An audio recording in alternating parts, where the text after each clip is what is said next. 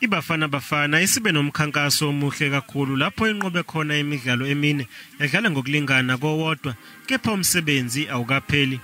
Kumanje ihlukaniswa amaphuzu amathathu neGhana ngaphambi kokubhekana nawo ama-Black Stars ngeSonto. Uma iGhana inganqoba ngegoli elilodwa emdlalweni wokugcina izodlulela emzuliswaneni olandelayo, kanti lokhu bekungagwemeka kube iBafana idlale kangcono ngesikhathi ibhekene neZimbabwe yathola elinye igoli. Umqeqeshi uHugo uthe ubelindele ukuthi iqembu lakhe lenze kangcono. The opponents was more aggressive than we. They were more better on the ball, and we were a little bit soft today. I don't know why. And lucky for us that it was 1-0 and that they don't score, because they had some chances also. So I can't be happy with the performance today. Yize iBafana ingazange idlale kahle, igoli layo liqhamuka ngenxa yokudlala ngesineke kweqembu.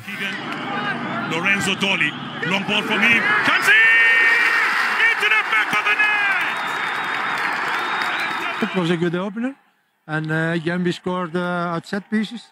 So this is something where we are strong. But again, at the other side, it was not good today, not enough, and I hope we will be better Sunday. iBafana yehlulwa iGhana ngamabili eqandeni ekuhambeni emdlalweni wokugcina wokuhlungela iAfcon. Manje ilakuleli lizobhekana neqembu elingakaze lehlulwa ekhaya kule midlalo yokuhlungela indebe yomhlaba. We are in a good position, I think, to go to Ghana, but we have to know that the performance has to be very much better Sunday, because we played against a much better team also. Umdlalo wangeSonto phakathi kwalamazwe uzoqala ngehora lesishagalolunye ebusuku. Ake sibheke manje ukuthi kuchazane ukunqoba kweBafana izolo. Sinentathele simkantshubomvu yezemidlalo eSABC umduduzi Ndlovu. Mntu sikwamukele endabeni zasemini. Inqobile iBafana izolo, ingabe chazani lokho?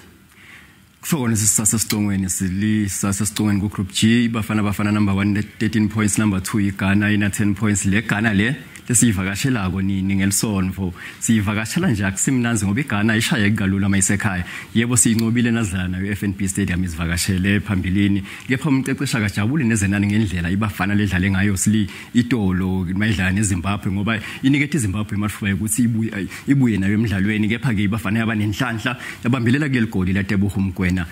Umqeqeshi uyasho ukuthi iGhana itawubicinile. Ake simuve nawo umfakazi wami, fakaza umqeqeshi. We are in a good position, I think, to go to Ghana, but we have to know that the performance has to be very much better Sunday, because we played against a much better team also. So again, I don't know what happened today with my team. They were not aggressive. I don't know why. Uyativela mbukeli nawesli umqeqeshi uyasaba lokukiwa eGhana, ufuna abadlali bakhe ukuthi bagadle ngato tonke tinvuku tabo tize tizimadide phuke nabafika eGold Coast njengoba siya khona kumdlalo wangeLsonto.